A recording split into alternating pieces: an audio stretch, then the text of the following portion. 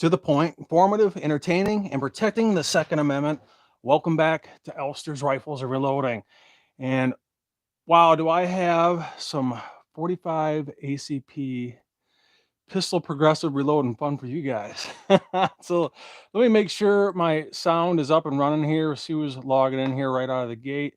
Let me know how the sound is. I know on the previous live event that my sound is crackling, so I'm curious to see if that's the case again. And if it is, hopefully it's not, but let me know. So I got a feeling it might be crackling. I hope it's not, but let me know. So Alaska One Andy is already in the Elfster's Reloading Room saying evening, sound is good. The Flying Hawaiian is saying sound is good. And if it is crackling, let me know. I got to get that figured out, and I apologize for that on the previous live event. So make sure you smash that thumbs up, my friends. It definitely helps with the good old YT algorithms there. And also make sure if you're new to my channel that you hit that notification all, so when I do go live in the future, you get those notifications.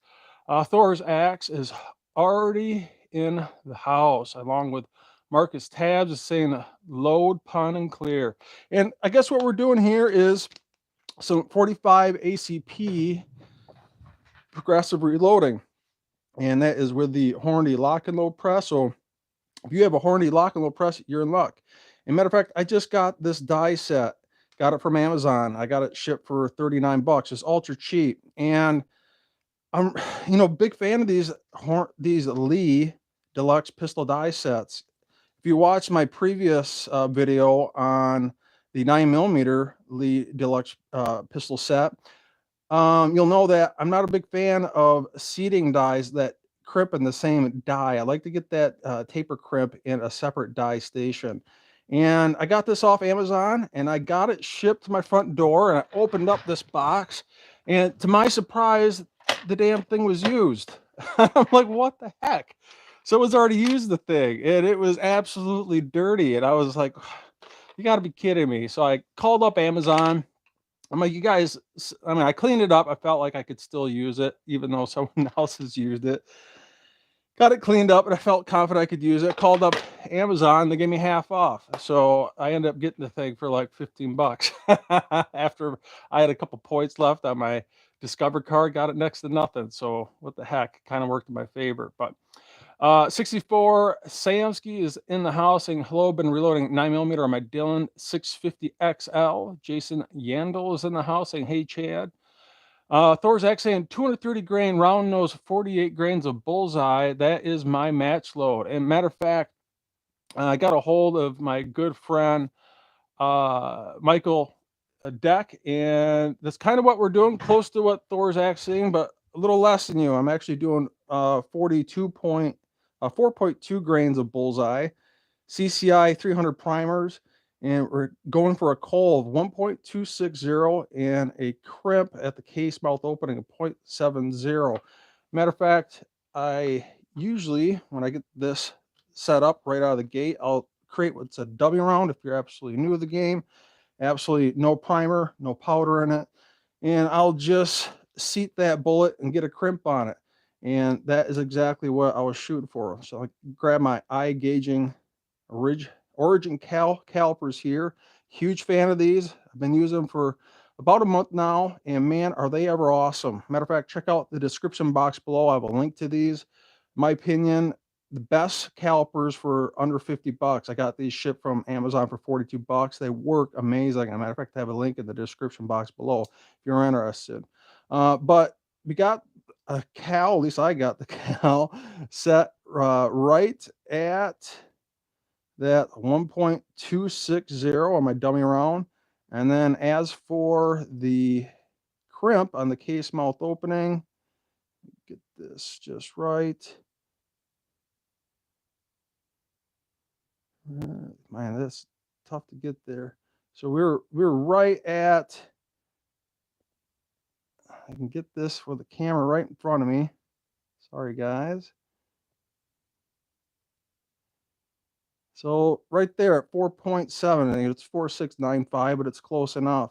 And that should be good for for the neck tension. Matter of fact, I pulled one of these bullets and it didn't break the copper jacket on this. Now, keep in mind, this is inexpensive berry bullets. I got a box of 500. I got another box of 500 up above. And this is the 230 grain round nose berry bullets, very inexpensive bullets. If you're new to pistol reloading, these berry bullets are not copper jacketed.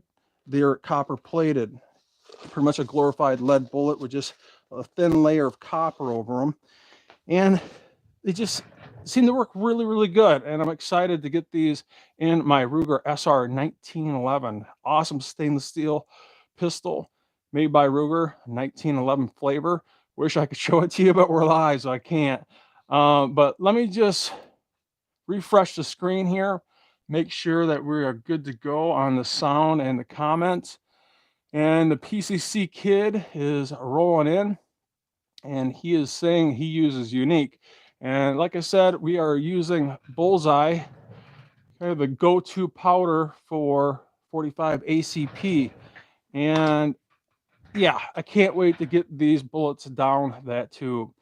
Bobby Maggie's in the house saying hello.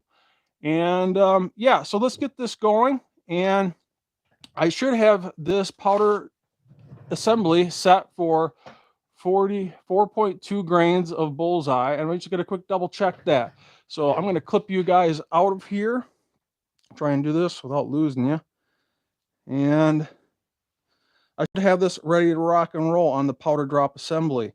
And I got this case, it's got a spent primer in it, and I'm using this as pretty much a measuring cup. I'm going to get this on my Charge Master, make sure that this is zeroed out. So we got it zeroed. I'm going to tap this, make sure there's no powder inside of it from before. Got that zero. I'm going to double check this. It's reading 0. So I clip this in. We're just going to double check and make sure we're close to that 4.2 grains of Bullseye. It's really not that much powder in this, actually. You'd be amazed. There's not much powder in this casing. So right there at 4.2. So I'm going to just double check this again before I proceed. I like to knock this down on the table here. You can see I already loaded a few rounds. And make sure all that powder's out of that casing before I test this again.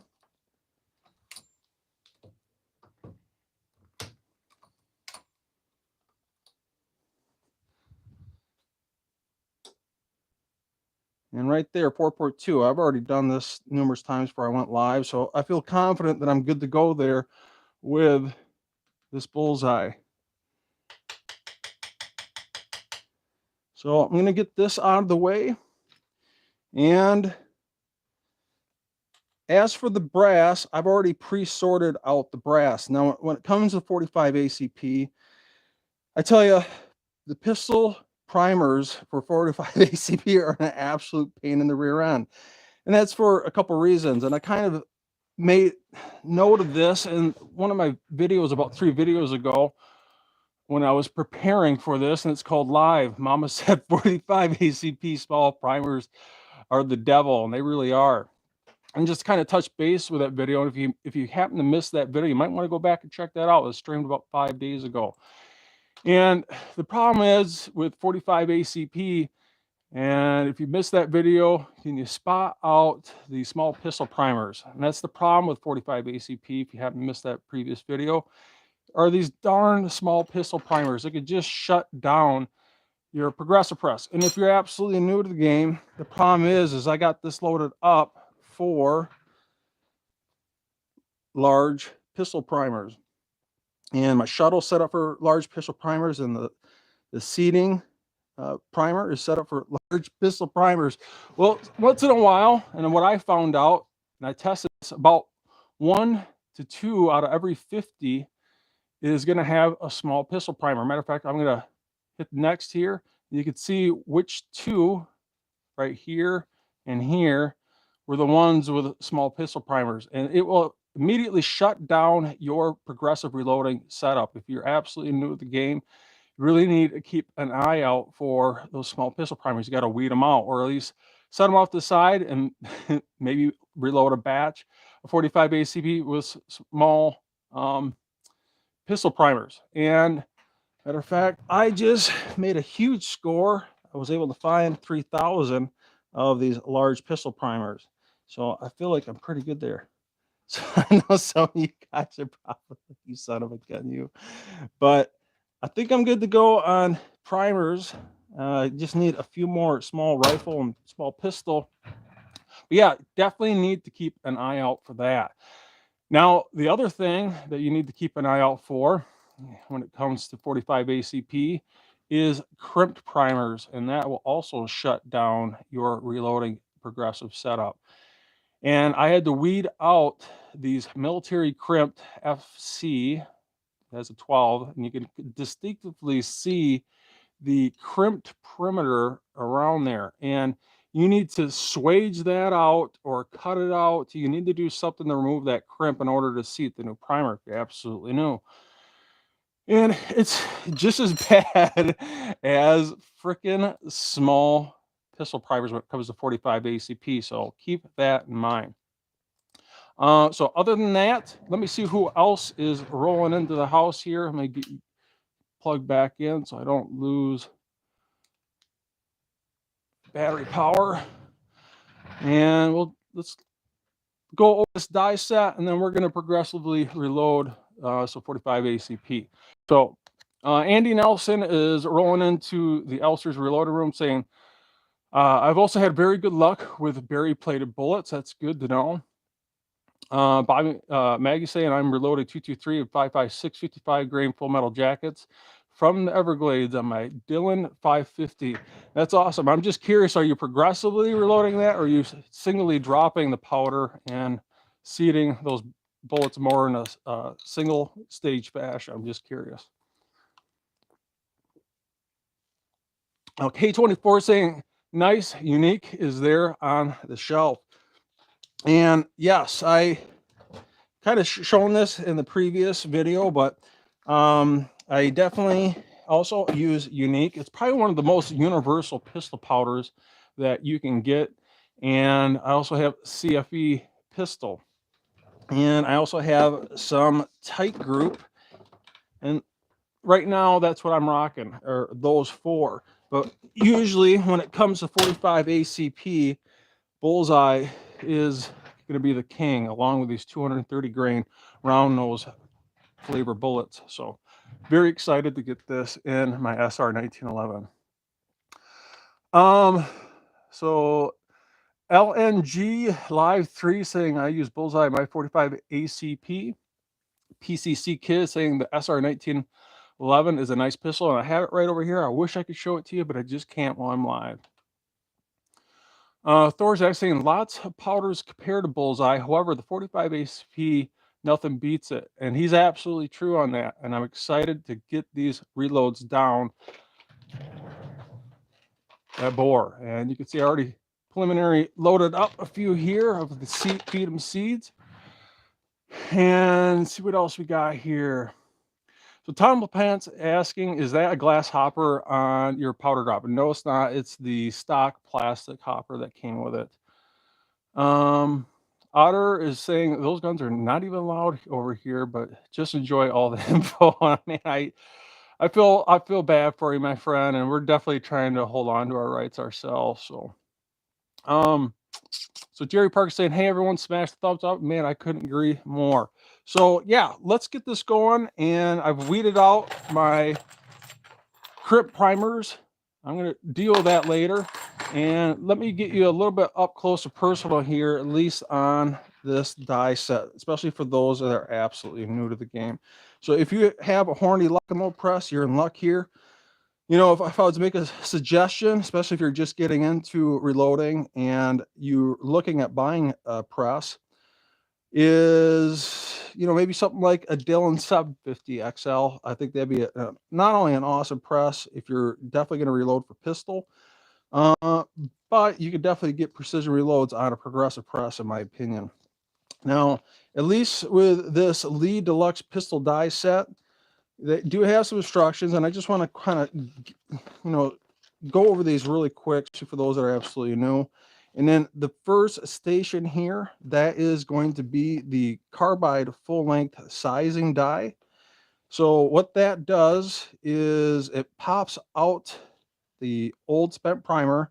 Now, I usually keep my primers in my pistol brass, leave those pockets dirty, as long as when I clean this with wet stainless steel tumbling, that I dry this really, really well in my dehydrator, make sure that those primer pockets are dirty. But being 45 ACP, you got to keep an eye out for those small pistol primers and also those military crimps. And usually I'll weed those out, set those off to the side so I don't have to deal with it. And being that that's the case, usually this is the only pistol cartridge that I will pop out that primer. I mean, I'm already weeding out those small pistol primers, and I'm also weeding out the crimp primers. So I might as well just pop them out with my FW Arms decapper, and that's exactly what I did. I decapped those and got them washed up and through the dehydrator to get them dry as a bone. And you can see those primer pockets are not only bone dry, but man, are they ever clean. So hopefully I got nothing but no issues with the primer seating during the live event. Well, I guess we'll find out. But those are absolutely new. The first station is the Carbide full-length resizing die, and that gets that body back into spec and pops out that primer if you leave that primer in during the reloading session. Next part is the expander die. So what the expander die does is it expands out or bells out that case mouth opening so it can accept the bullet. And it's very important to make sure that you do this. Otherwise, not only will make it almost impossible to seat the bullet, but it'll scrape the copper jacket, or in this case, the copper plated jacket off. And it will just absolutely ruin the accuracy of the ammunition and usually will bulge out the case and all that good stuff. So make sure you're getting an adequate amount of bell on the case to accept that new bullet. Next part here in station 3 is our actual powder drop, which we just double checked. It's dropping 4.2 grains of the good old bullseye here. And in the fourth station here, we have the bullet seating die. And so far, I'm pretty pleased with this. It seems pretty consistent, at least with the amount that I reloaded over here. So we're shooting for that 1.260. I tested that on my dummy round. That seems pretty good. And then we got the good old classic Lee Carbide factory crimp die, which puts a nice taper crimp on there. And what this does, if you're absolutely new, this station obviously seats the bullet, but it's still kind of belled out from your expander die. So you got to get that belled out case mouth opening crimp back down onto the bullet. It's obviously really important for straight walled cartridges. And that will put a nice crimp on this. And usually you're going to want to double check that crimp. And in this dummy round, kind of showing you guys at the beginning of this live series, but for those that are just joining us, I got my calipers zeroed out here, and I'm shooting for a crimp of 4. Let's see, get this just right. Trying to do this with a camera in front of me is next to impossible. So 470, it's 4695, but that's close enough. And the overall length is right there at 1.260. So that looks really, really good. So I always like to create a dummy round, and that's pretty much my setup. Now, if you, in this particular situation, I only have 5 total stations, and I kind of touched base with this. I'll touch base with it again with the 9mm, in this case the 45, is if you have an open station, try and use some type of powder cop die. What this does, for those that are absolutely new, it double checks the amount of powder. Not only does it check to see if there's any powder, well, that's one of the worst things you can have, is have no powder in the casing, but it also checks the level of it. It checks to make sure it's not too high, it's not too low, or worst case scenario, it's no powder whatsoever, and you get what's called a squib load because the casing has a primer into the casing. And you pull that trigger, that hammer goes home on that firing pin, and that round that you loaded has no powder in it, but it has a live primer. It's going to push that bullet into your barrel. It's going to get stuck, or you're going to get what's called a squib load, and be very dangerous, especially if you're pulling that trigger really, really quick. That next round goes behind it, and you pull that trigger again, there's a good chance that your barrel is going to explode. So try and use a powder cop die. This one's an analog one, but they also have electronics ones that beep at you, yell at you if there's no powder in there or too much powder. But being that I only have so many stations, and I don't like to crimp with dies that have the crimp and cedar all in one, I actually have this Hornady 3-die set. And I'm going to sell this, or I'm going to give it away to one of my friends. I'm not sure, but this particular one has a cedar and crimp all in one. And I just don't like these. They're pain in the butt to set up. They're really finicky. And what's really nice about getting your cedar die and your crimp die separately, it's just so much easier to set up, and it's just a more consistent method of reloading the ammunition. So no go on that. I'm going to eventually sell that. And to be honest with you, after using the 9mm and 45 ACP lead deluxe 4-die sets, I'm a huge fan. So all right, so we got almost 100 people in the reloading room. Make sure you are smashing that thumbs up and hitting that notification all bell, my friend.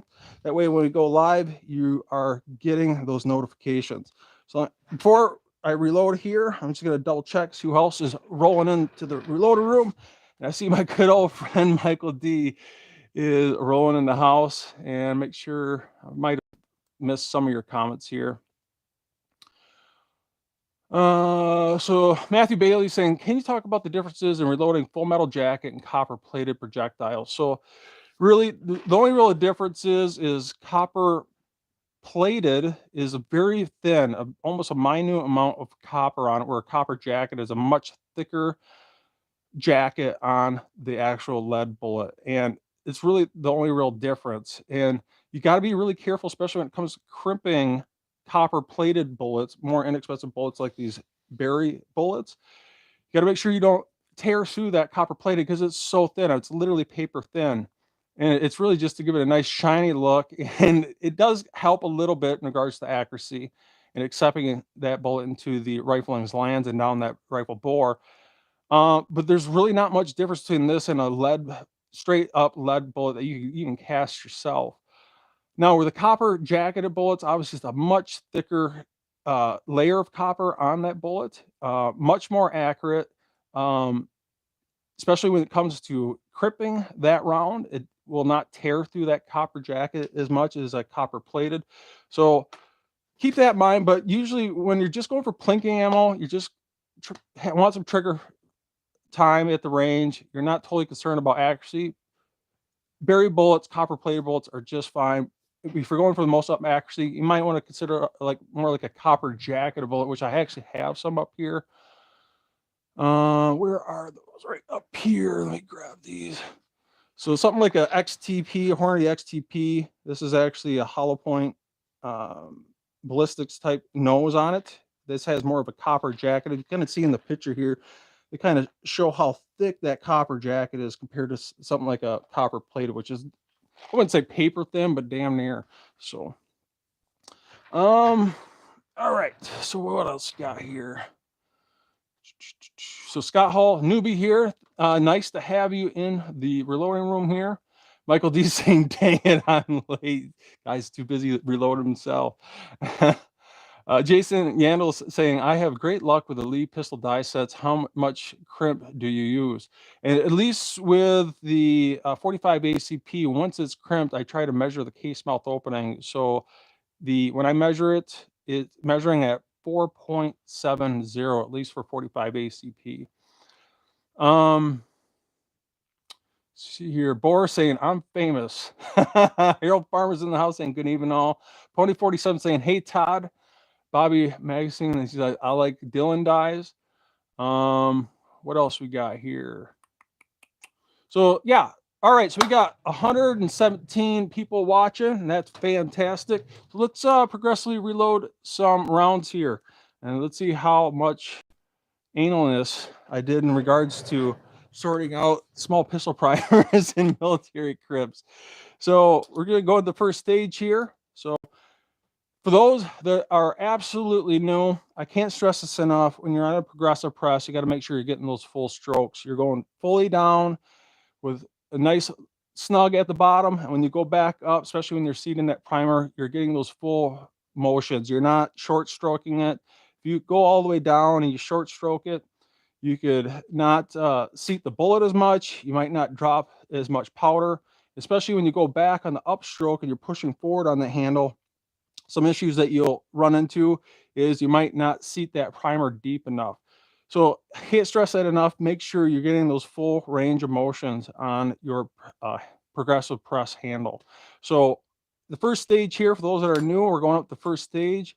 And if you had the primer in there, you're going to pop that out. And usually what I like to do is at the very bottom here, I got this bucket, and I like to physically hear that primer hit the bottom of that bucket. That way I know that that primer is expelled. But in this situation with 45 ACP, this is one thing where I pop them out in advance. It's one of the only pistol cartridges that I usually do that for. Anything else, I just leave the primer in and I leave the primer pocket dirty. So I'm coming back down, and this is where that full range of motion is coming into play, and I'm going to push forward, and I'm putting a nice amount of pressure on this. It's something you might want to do initially is do something what's called the tabletop test. Now, this has a new primer installed, and you want to pull that out, check, make sure it's just below flush. Matter of fact, you can do what's called the tabletop test, and you can put it down the table, and it sits flat and fast. It doesn't wobble. That tells you right out of the gate that your primer is seating just below flush. You know, you don't want it right at flush, just a smidge below flush. It's really important to make sure that that happens, because if it sticks out past flush, you can get what's called a slam fire, and it can be extremely dangerous. And if it sits in too deep, you might get it where the firing pin doesn't ignite the primer. Usually that's pretty rare. But my main concern here is more for slam fires and having that primer not seating below flush. If it sticks out, that can be extremely dangerous. So I'm going to get this back into that station. I'm going to get another piece of brass here. And now that first initial piece of brass just went through the expander. So now this bell is belled out to accept the new bullet. I'm going to get my bullets up here and close and personal. And it's about ready to accept some powder here, 4.2 grains of bullseye. So next stroke here. Now that first piece now has 4.2 grains of bullseye. I'm gonna get another casing here. And now I'm actually gonna get a bullet out of my box. And this is where belling out the case mouth opening is so crucial. If you didn't bell this out, especially if you incorrectly belled it out, you're never going to get this bullet to seat just like that. And you don't want it overly belled out.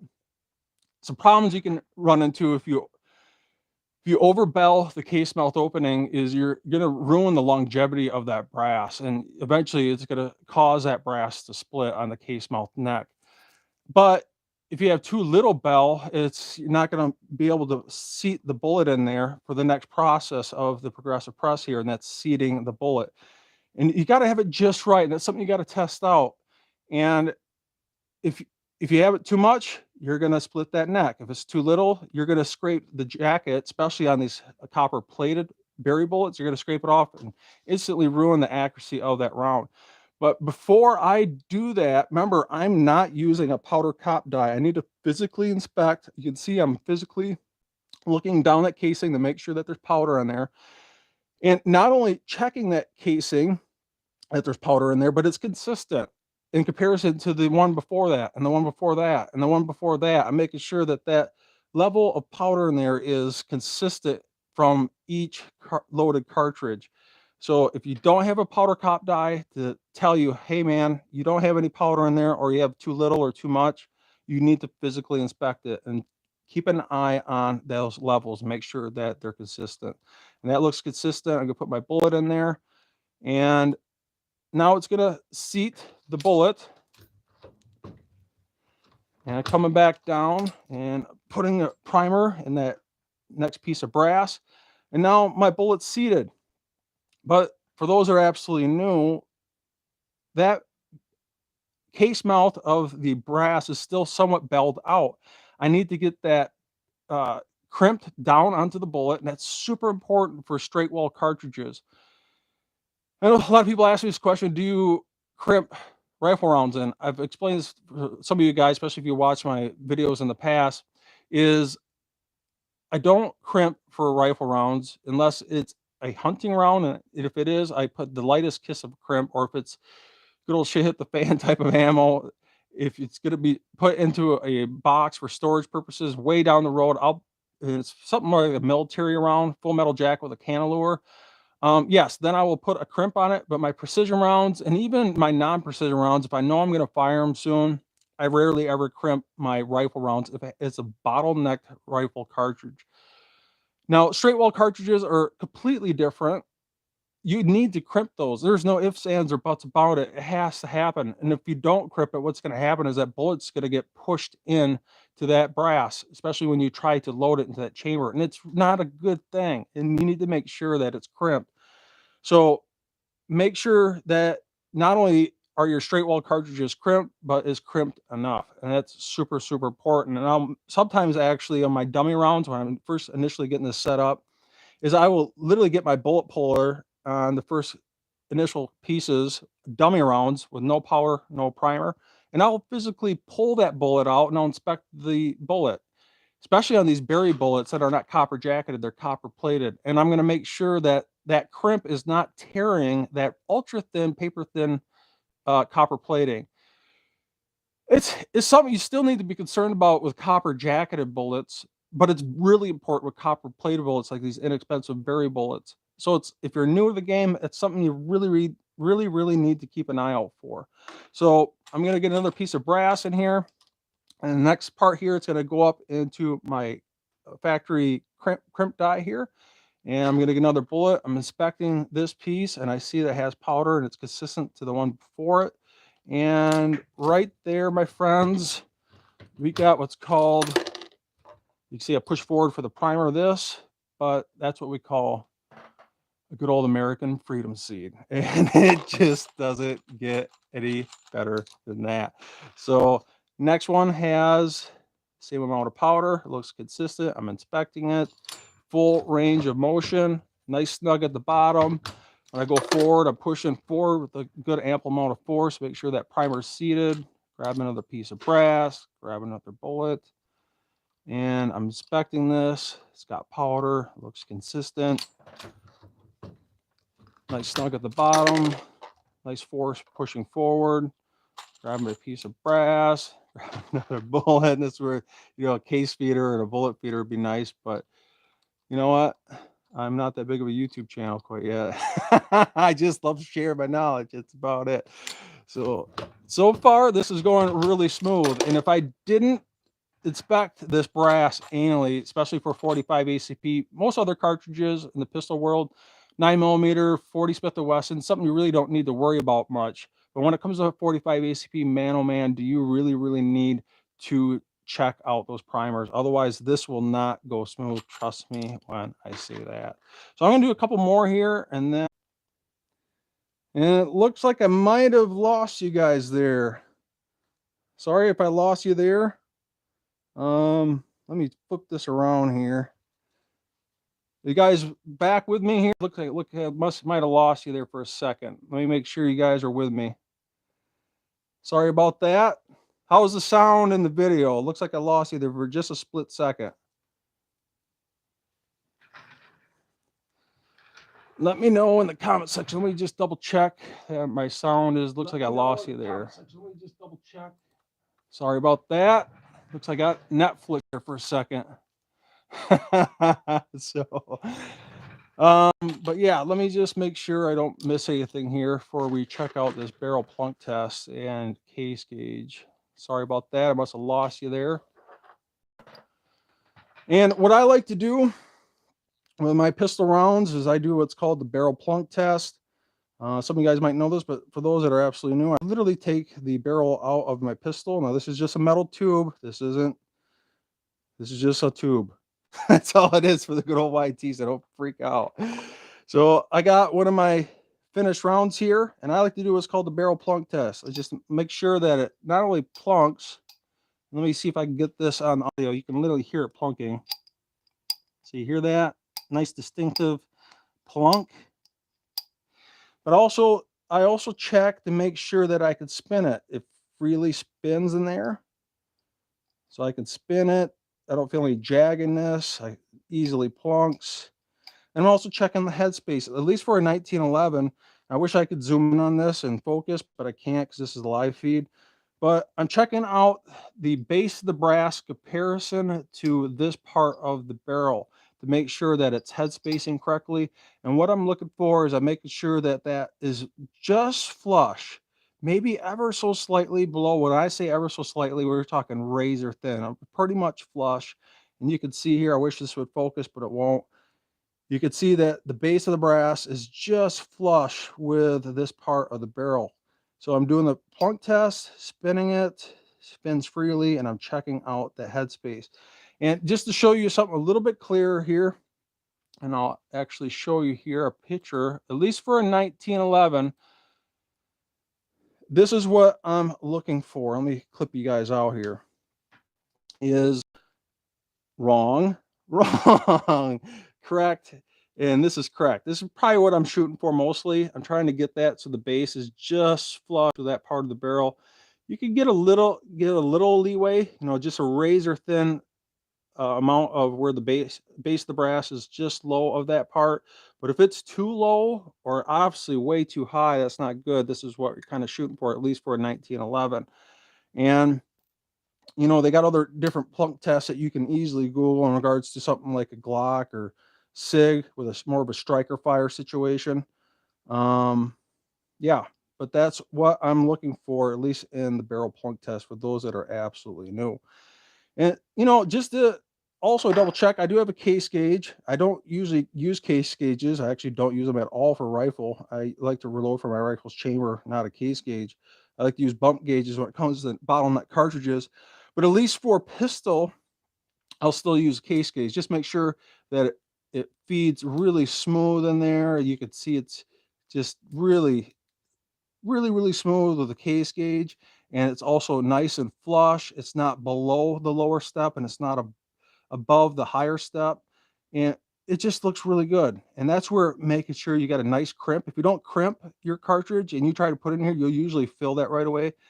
Good indication you don't have enough crimp on your pistol cartridge. And man, does that ever look good. Nice and flush. It's not too low, it's not too high. It's right between those two steps, and that looks really good. And you can definitely, if you're worried about it, double check all your cartridges. Usually I'll just check a few of them. I'm gonna grab another one here. And that just rides nice and smooth, nice and flush, falls in and out of the case gauge really well.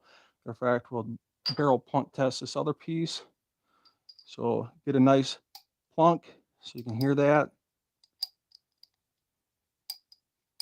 And it spins, and it's perfectly flush there, this part of the barrel. Man, that looks good. So we got 134 people watching. That's fantastic. Make sure you guys smash that thumbs up, hit that notification all, so make sure when I go live in the future, you get those notifications. I'm gonna double check your comments here, and I'm probably gonna wrap this up here pretty soon. So you got any questions on pistol reloading or any other types of reloading, make sure you smash that, get in the comment section and make your comments known. Man, you got some awesome guys here rolling in with some super chats. Man, it helps out more than you know in regards to my channel. I'm pushing this content forward, more freedom for not only you and me, but spreading this knowledge on the next generation. My good friend Thor's Axe is dropping the $10 super chat down. That is fantastic. Thank you so much for that. My good friend Hidden Steel CA saying, "Come on, gents, let's show Elf how much we love him." Man, I appreciate that so much. That is fantastic. We're almost at 130 people here watching live. That is awesome. Let me back up here and make sure I didn't miss anyone's comments here. And if I did, I I apologize. So P71 collector saying that LED light on your press is awesome. I need to get one of those for my press. And 100%, especially if you're doing pistol, you want to see down that brass casing. In my opinion, you got to have press lighting for that. It helps out so much. And this is the KMS squared UFO lighting. I've tried them all. Nothing comes close. Trust me when I say that. The KMS squared lighting, as a matter of fact, I have links in the description box below for the lighting that I use. 100%, it's absolutely needed, in my opinion. So that's the route I would go, and I've tried them all. They don't even come close with the amount of lumens and how bright they are. So Travis Allison is saying beginner gun RCBS Rock Chucker Supreme will do everything you need to do. I don't think there's anything wrong with a he's saying summer press, though I'm not exactly sure what you're saying there. But yeah, you can definitely do pistol reloading on a single stage press. Matter of fact, I know a lot of guys that do progressive reloading on a single stage. Obviously, it's just going to take longer. But if you're new to the game and you're thinking about, you know, reloading and buying your reloading equipment, is me personally, my opinion, if you're going to do any type of pistol reloading, just get a progressive press. I started on one. Matter of fact, I made all my precision rounds on there above and beyond pistol. And before this whole C19 mess happened, you know, I could get 9mm for 18, 19 cents a round. That was brass case. There really was no point for me to actually reload for it. And it wasn't until all this BS started happening and 9mm started creeping up to 50, 60, almost 70 cents a round. That's insane. And if you don't know how to reload, in my opinion, I'm not going to say you're not a true marksman, but it just helps bring that circle, full circle for you in regards to not only understanding your firearm and the ballistics, but your ammunition. Because when it comes to accuracy, it's 33.33% you, 33.33% your firearm, and it really is 33.33% your ammunition. And if my video series have proven anything in the past in regards to learning how to reload and doing load development correctly, it just makes a world of difference in regards to the accuracy that your firearm's producing. I can't tell you how many guys I've seen out in their range barely know how to sight in their scope, and they're using 2 boxes to sight in their hunting rifle. And they're like, man, this firearm doesn't shoot for crap. It's terrible. And I'm like, it's because you're not reloading, and you're literally shooting the cheapest soft point ammunition out of it that's used for deer hunting. You're not shooting sub point, you're shooting a minute of deer. Um, and it just really does bring it full circle. And if you're new and you're thinking about reloading, especially in these times, man, I tell you, you need to get into the reloading world, because not only are you going to save money, but when times get tough, you can keep on rocking. And trust me, it's going to improve your accuracy tenfold. So Otter saying the video is a bit blurry. I'm sorry for that. Hopefully it's clearing up there a little bit for you, my friend. So Hitting Steel CA saying, damn son, you the man, you popular. You have any signatures? Yeah. Thorzak saying Todd does great instruction. I appreciate that. What else we got here? So once again, thank you so much for the super chats. So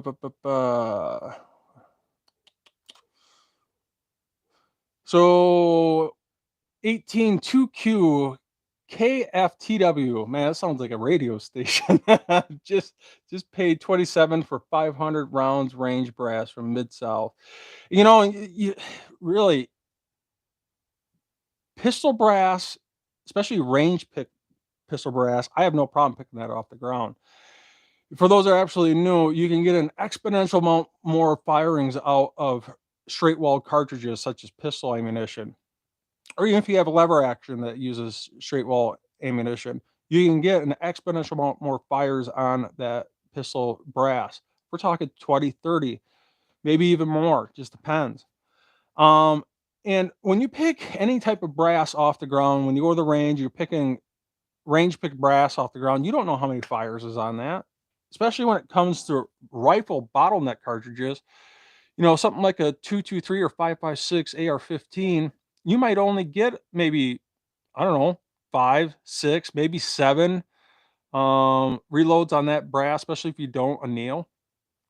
And you know, you get a little leery when you go out to the range and you're picking that brass off the ground and you're kind of cringe a little bit. You know, I don't know if I should be reloading this, especially when it's bottleneck rifle cartridges. You know, you could always flip it over and look at that primer and look for that primer sealer. Kind of mentioned that in the previous live series is pretty rare for reloaders. I'm not saying reloaders don't put primer sealer on, but it's pretty rare that they do, and it's usually a dead giveaway if that has been once fired from factory.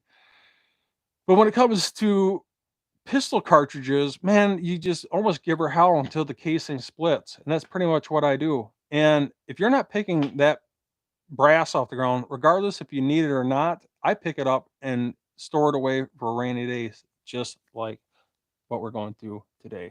So, so Brian Gunner saying why 230 grain and not something else, and I definitely have other. In fact, I'll clip you guys out here. I definitely have other bullets. I just happen to be doing 230 right now, but I did pick up. See here, those are 9mm. I know I got 45 ACP around here somewhere. Where is it? I don't know. I got it hidden away here somewhere. Maybe it's one of my cabinets. I do have other bullet flavors, other grain weights, but for at least for this video live event, that's what I'm starting out with. You see, I have a whole nother 500 piece box up here. That's all 9mm. I know I have it somewhere. I just don't know where the heck it is right now. But usually 230 grain round nose with bullseye is kind of the go-to for 45 ACP. And I actually asked my good friend Michael D, that is a very knowledgeable reloader and makes most reloaders, including myself, look kind of pathetic. I kind of touched base with him in regards, you know, what would you use in this situation? He had bullseye, 4.2 grains, and he loves that 230 grain round nose. And I'm about to check that out. I'm excited to go at the range and try it out for the first time. So yeah, if you got any other questions, concerns, let yourself be known. Otherwise, I'm probably going to wrap this up.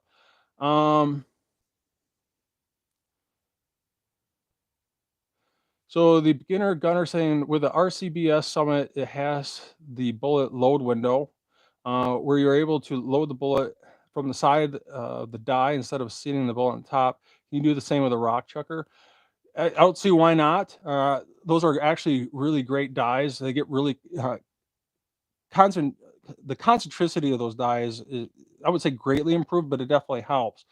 And you know, if I was to upgrade all my dies to what I really want right now from where I started, I'd probably be broke. So, so Andy Nelson saying everybody at range is picking up their brass. I'm lucky to pick up an extra 50 rounds a trip, man. If you're not picking up your own brass plus everyone else's brass, you're losing out. And even if you don't reload, seriously, if you don't even have any reloading equipment, but you think you might get into it, man, start picking up that brass, start storing it away. And that's exactly what I do. Matter of fact, I've kind of shown you guys on this in the previous videos, but if you happen to see that, I have this miscellaneous brass. A lot of the brass in here I don't even reload for, but I'll keep this brass. Who knows, I might get a 270, but I don't have one right now. You know, I got 30-30. I don't have a 30-30. You name it, 357 mag, 30-06. You know, I will just store this away for a rainy day. You know, I got pretty much everything you could possibly think of in here. Even though I don't reload for it, if I pick it off the ground, it's going in a bag for a future rainy day. And better to have it than not to have it. I think that's how that saying goes. But, you know, you can see I got my 45 ACP down here. Some of this is already cleaned. Some of it's range picked and it's dirty. Matter of fact, I'll even write that on the bag. I'll say range picked dirty. That obviously, I mean, I could look at it. It's obviously dirty, but it just tells me, hey, man, this needs to be cleaned. And then this is, I'll actually put this on here. It's been cleaned. It's ready to rock and roll. But like I said, with 45 ACP, usually I'm popping out those primers and I'm inspecting them for small pistol primers in comparison to large pistol primers, especially that dreaded crimp on the pistol primer. But yeah, this is all 9mm, so oodles and 9mm, or 9mm you can shake a stick at. I'm sure some people have more than this, but it's probably 10,000 pieces. But yeah, make sure you guys are saving that brass, especially like times today. You're gonna wish you had it than not have it. So so Carthy BGM saying love from India. Wow, that's a first. So yeah, other than that, I think I'm gonna wrap this up. I know some of you guys are really interested in the EP 2.0 annealer, and we're diligently we were working on it, and this is the second prototype, and we got all the parts on order. The machining for some of these parts are machined. Those are on their way, and this is just a prototype shim plate. The updated to go to market shim plates actually has really nice EP integrations, annealing on it. It's going to have engraving on the fence block, even on the top of the brass stopper. So it's all kind of up in the air, but that's kind of the direction we're heading. And we're currently working on them. We're working on the fixtures to make this easy for our CNC router. And I'm excited to get this going. Matter of fact, I got a video playlist on this on the EP 2.0 annealer that can anneal from 300 blackout to 50 BMG within seconds without having to add or remove any parts. And this is soon to come. I'm going to guess it's going to be probably two months, maybe 3, depending on what happens with this COVID BS. I know my partner Scott, sorry to say, but his wife was tested positive for COVID, so that might put a little bit of a hindrance on this, but I'm more concerned about her health and making sure she's doing okay. So, but this, just let you guys know, I know a lot of you guys are looking forward to that EP 2.0 nailer. It is definitely coming. Jeff Allen saying I was saving brass for my M1 Grand for years before I got a reloading press. And man, is that ever smart. But otherwise, I think I'm gonna wrap this up, and I'm gonna finish the rest of this 150 pieces probably offline. And like I said, make sure you are smashing that thumbs up, my friends. Make sure you hit that notification all. When you hit that notification, click on that bell. Make sure you get that drop box on there. Hit that all button so you get all those notifications. Because otherwise, just hitting that notification is not enough. Trust me, you will not get those notifications. Become a Patreon. It helps more than you know. Subscribe, like, share, all that good stuff. It helps out with my analytics. And I will see you guys in the next video.